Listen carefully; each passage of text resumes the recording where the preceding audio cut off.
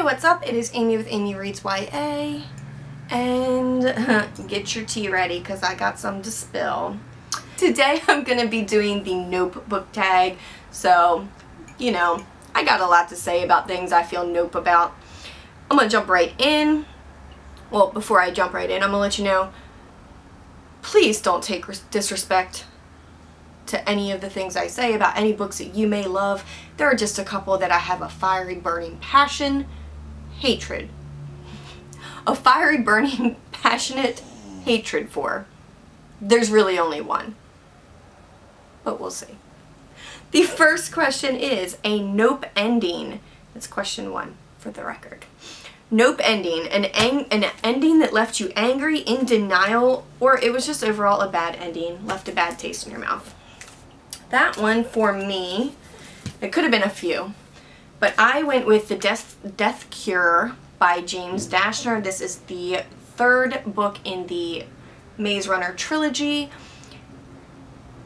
And like, did James Dashner just like get bored? Like, what happened? You basically were just like, I'm done with this story. Chip, chip, chip. Here's an island. Everyone's happy. The end.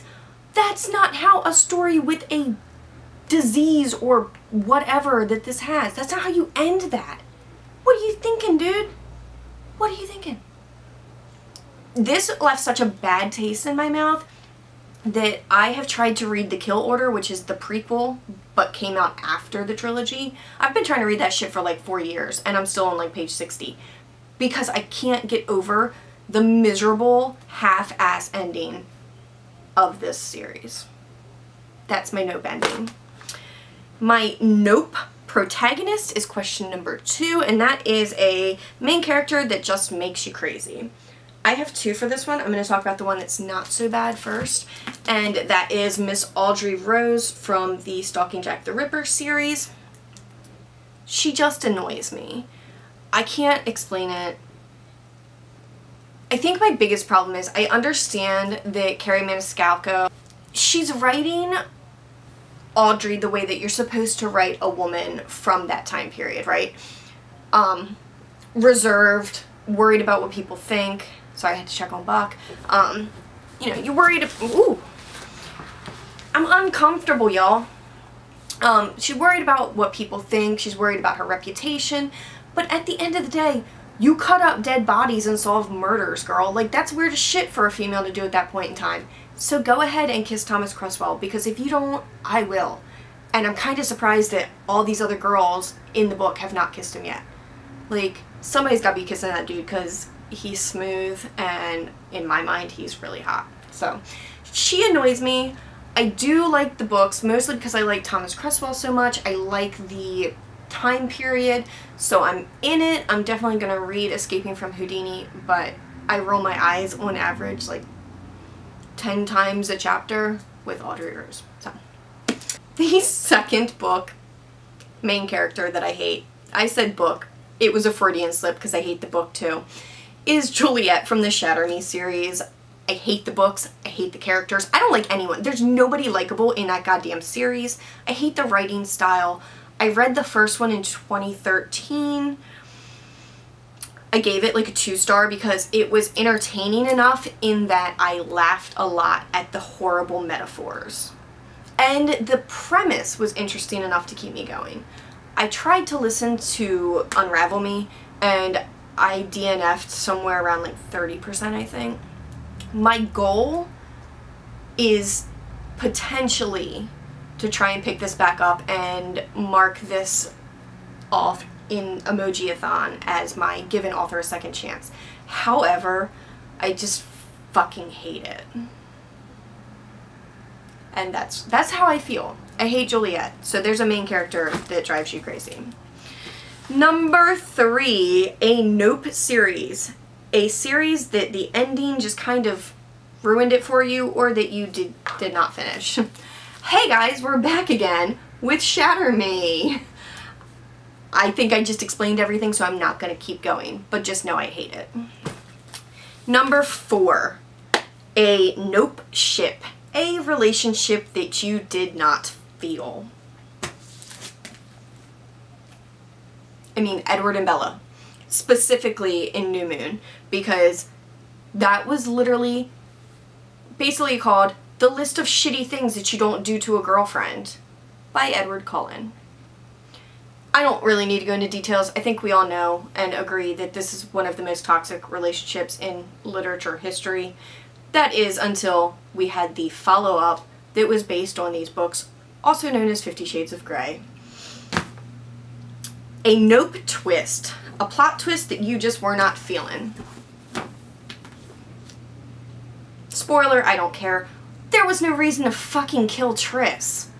It's literally like killing Marissa in the OC. Like, what purpose did it serve? To piss everyone off and make them stop watching / reading? Because that's what happened.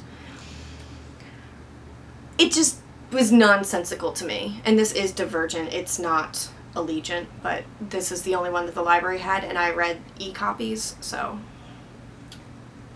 I didn't get it. Like, I didn't get it. I didn't like it. It was a dumb plot twist. It didn't make sense. I don't think it bettered the book. I think it made the book worse. So there's that.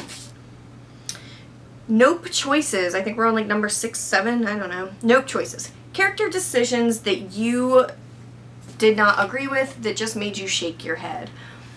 This one's tough for me because books are supposed to have character decisions that you question, that you don't understand. That's what makes a story, is being like, damn, that was a dumb decision, let me fix it. So this question doesn't really work for me, so I took it as someone who just kind of pissed me off because they were always making dumb decisions or doing dumb things that just didn't quite make sense. I went with Nesta. Her whole attitude through this book, it was unnecessary. It was a space filler. It didn't make sense to me. I get it, you're pissed, life isn't going the way you want it to, but like, nut up because you're with your sisters and they need you. I just didn't care much for Nesta. I never did, and I still don't. I haven't read A Court of Frost and Starlight yet, so maybe I will feel differently. But like, as of right now, Nesta just really pissed me off. Just stop being so mean and snippy and ugh. So I didn't agree with her train of thought, I guess. Nope genre. A genre that you will never read. I can't say there's anything that I would never read. I couldn't put a whole genre in a box and lock it. But I will say, don't recommend political books to me unless they're political fantasy. But like political biographies, like real politic books. I don't like politics. I don't like to talk about them. I don't like to hear about them. I don't like to see them on TV, and I certainly don't want to read about them. I've never read a political book, I don't think, unless I had to in government or something. I probably never will, but I'm not going to mark it off my list entirely. But that, and I'm just not too big on like history, but I have read history books because I was an art history major, so I did have to read some like world history. It's just the world history of art. A nope format. A format that you refuse to get. Again, I wouldn't cross off a format. And at first I took this as ebook, audiobook, paperback, hardback. And if that's where we're going with it, absolutely not. I listen, read all formats. Then I took it as a specific kind of book and went a little deeper, and I'm like, well, mass market paperbacks are very, very annoying to me because why do we have to make them pocket sized but like as thick as the Bible? So that's my, I won't buy them if I can help it. A nope trope. A trope that you just don't like. My least favorite, and this was wildly popular a few years ago in YA, not so much anymore.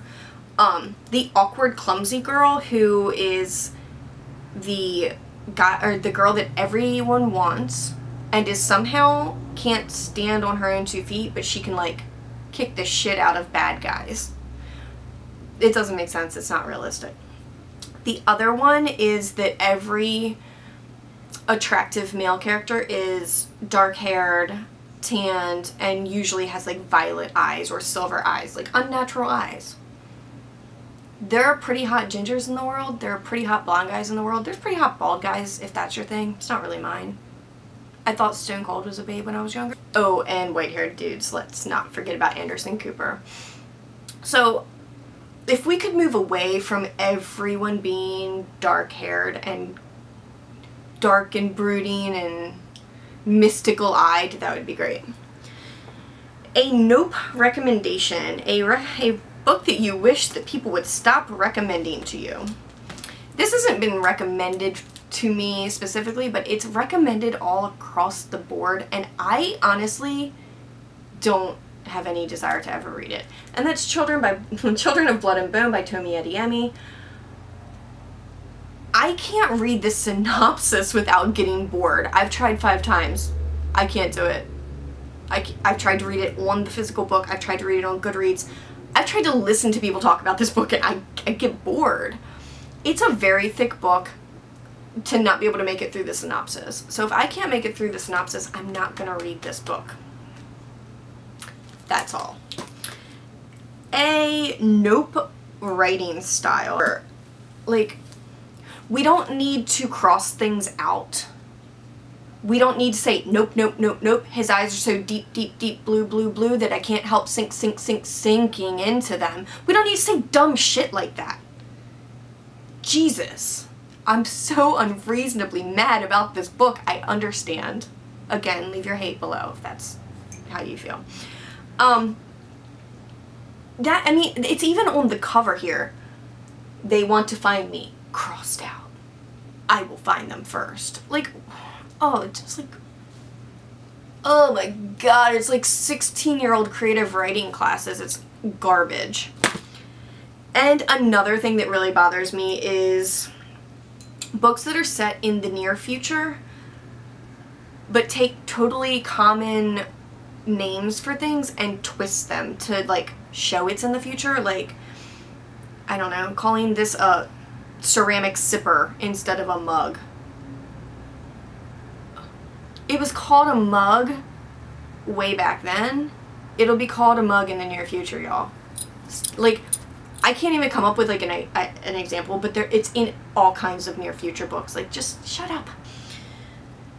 The next one, a nope love interest. For this one I put 3. I put Edward. I put, oh, wrong book. I put Audrey Rose. And in parentheses I put, come on, Cresswell.